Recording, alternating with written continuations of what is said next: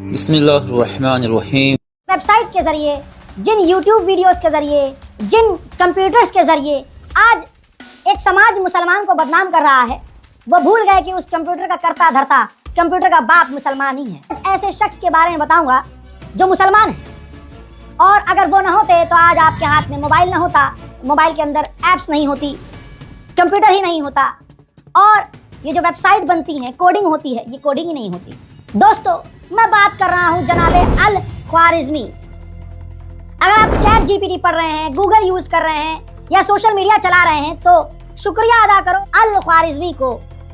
दोस्तों, कौन थे वो? एक मैथमेटिकल और एस्ट्रोनॉमर थे जो बगदाद, इराक की राजधानी बगदाद के हाउस ऑफ विज़डम यानी उर्दू में बैतुल हिकमा में काम करते थे।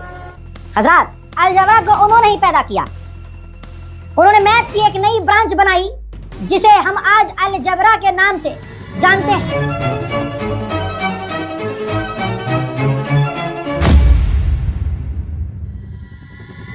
उनकी किताब का नाम था किताब अल-जब्र। उससे तमाम चीजें अलजबरा की दुनिया में आई, यूरोप में आई और फिर भारत में आई। ठीक इसी तरह से ये जो एल्गोरिदम हम सुनते हैं, ये भी उन्हीं की इजाद थी। कंप्यूटर की पूरी दुनिया एल्गोरिदम पर चलती है, कोडिंग पर चलती है। तो अगर अल ख्वारिज़मी ना होते और उन्होंने ये कोडिंग लैंग्वेज, एल्गोरिदम लैंग्वेज ना बनाई होती, कोडिंग लैंग्वेज ना बनाई होती, हाथ में मोबाइल लेकर ना चला रहे होते, कंप्यूटर ना बनता, कंप्यूटर की कोडिंग ना होती, वेबसाइट्स की कोडिंग ना होती। एल्गोरिदम, इस नाम पर ध्यान दीजिए। एल्गोरिदम लैटिन वर्जन है अल ख्वारिज़मी का। जी हाँ, अल ख्वारिज़मी को जब आप लैटिन में बोलेंगे, कन्वर्ट करेंगे तो एल्गोरिदम कहलाएगा। आज आई बात समझ में? एल्गोरिदम को पैदा करने वाले अल ख्वारिज़मी थे, उन्हीं के नाम पर लैटिन में एल्गोरिदम ये नाम पड़ा है।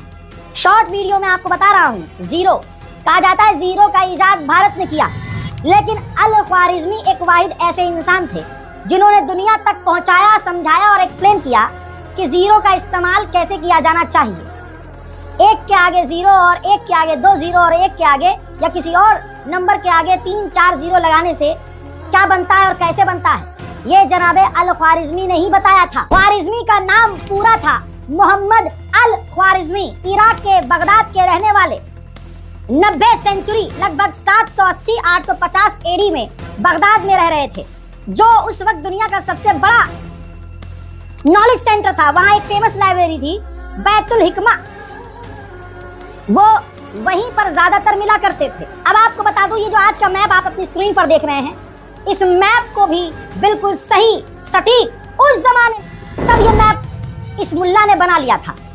दोस्तों, ज्योग्राफी यानी भूगोल में कमाल उन्होंने किया। टोलेमी यानी ग्रीक स्कॉलर के मैप को उन्होंने करेक्ट किया।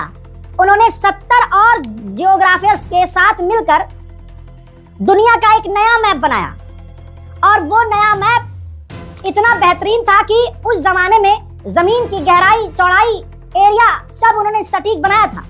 और अल ख्वारिज़मी ने उस जमाने में जो मैप बनाया था, आज भी वो जो लेटेस्ट सैटेलाइट है जो लाइव मैप पकड़ लेती है, उससे काफी करीब था।